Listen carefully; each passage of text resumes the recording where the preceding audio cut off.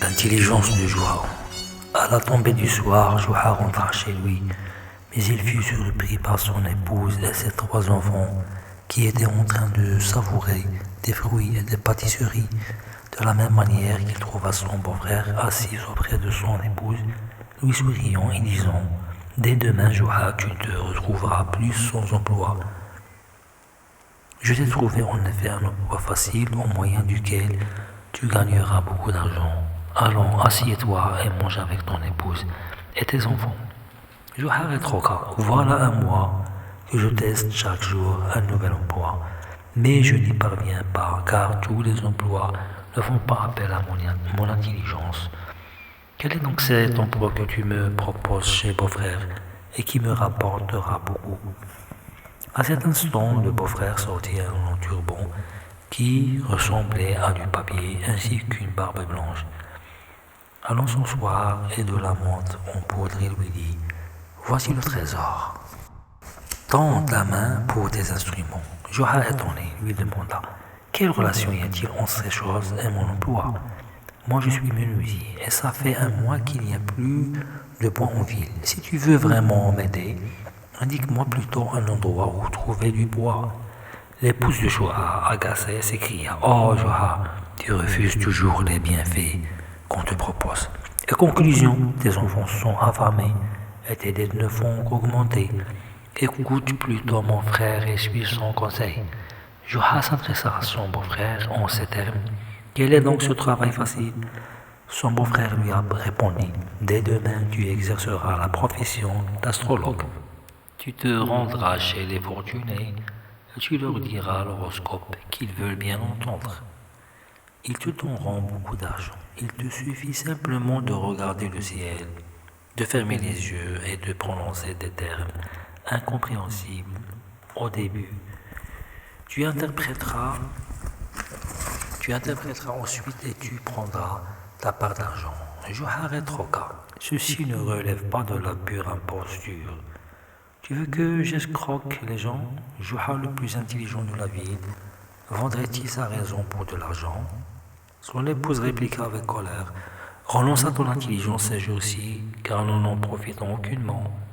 Joua prit les instruments de son beau-frère, qui lui dit: débute demain par la visite du vizir du gouverneur, car il aime s'assurer de l'avenir de ses enfants. Le lendemain matin, comme prévu, Joua se rendit chez le vizir. Après avoir placé la barbe blanche sur son menton et recouvert sa tête du long turban. Mais lorsqu'il entra chez le vizir, il trouva son assemblée bondée d'hommes, d'État réfléchissant au sujet d'une affaire importante.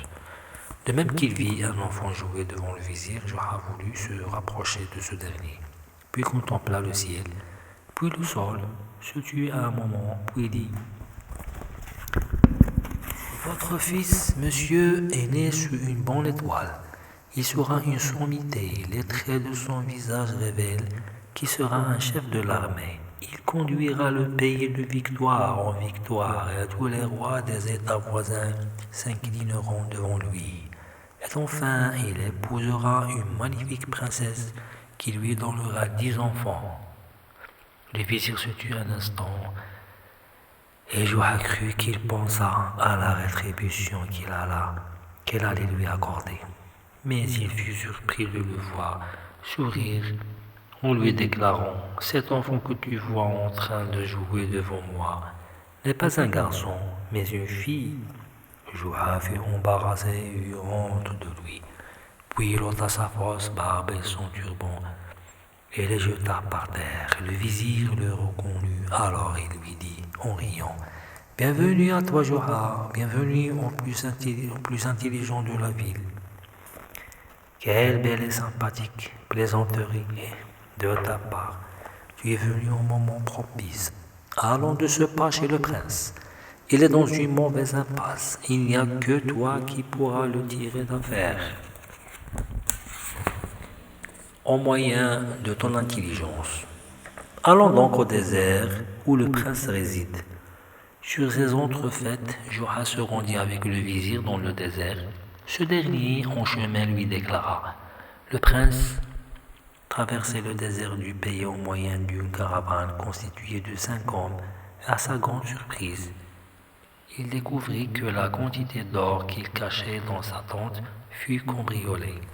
Par conséquent, il voulait savoir qui était le voleur. Et toi, Joa, tu parviendras au voleur grâce à ton intelligence. Joa fut quelque peu déconcerté, puis il se dit, c'est une grande occasion à saisir pour se creuser les méninges et faire usage de ma bonne réflexion, et auquel cas je réussirai, le prince m'obtiendra un emploi. Lorsque Joa arriva, il descendit de son âne, examina attentivement les 5 hommes, puis informa le prince que son or lui serait restitué d'ici 1 heure, tout au plus. Puis Joa apporta son âne et l'introduisit dans une tente, et s'y coucha avec durant une demi-heure.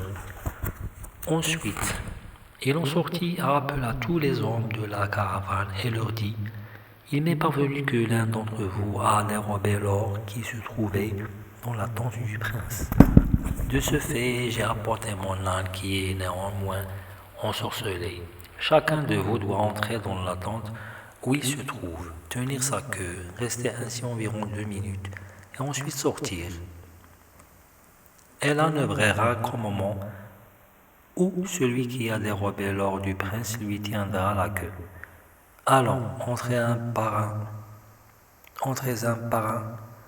Un des hommes entra dans la tente, rabattit le voile derrière lui comme Joa lui ordonna.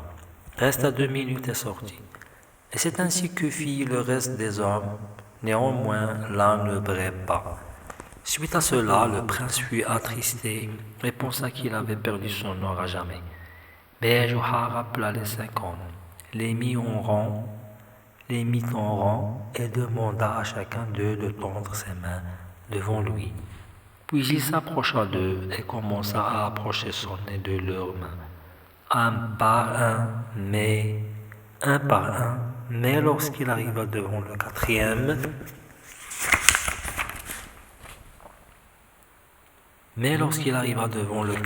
homme, il se redressa et s'écria, « Oh, voleur! Où as-tu dissimulé l'or? L'homme pâlit et dit, « Prince, j'implore votre clémence, je vais ramener l'or sur le champ. » L'homme s'absenta un petit moment, puis revint avec l'or. Le prince fut très heureux et questionna Joa. « Comment as-tu deviné que cet homme était le voleur ?» Joa répondit, « En vérité, mon âne n'était aucunement ensorcelé, mais j'ai trompé les hommes en leur disant ceci.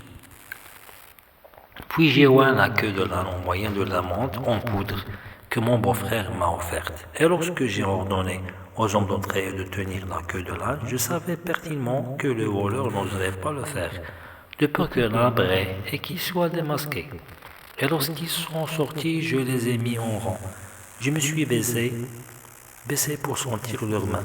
Mais lorsque je n'ai pas senti l'odeur de la menthe en poudre dans sa main, j'ai tout de suite deviné que c'était lui le voleur.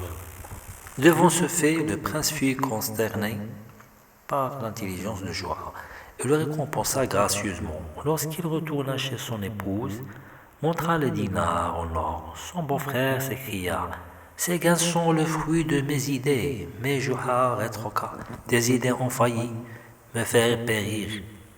J'ai fait usage seulement de ma raison, seule chose que je possède. Tiens, prends tes affaires et va gagner comme moi, puisque tu es sans emploi depuis que je te connais. » Puis il informa son épouse que le prince le désigna au sein de son palais, en vue de recevoir les plaintes des gens et de les résoudre. Entre-temps, l'épouse de Joa chuchota à l'oreille de son frère, « Rentre-toi demain au palais, déguise-toi avec le long turban, et la barbe et informe Joa de son horoscope, il te récompensera. »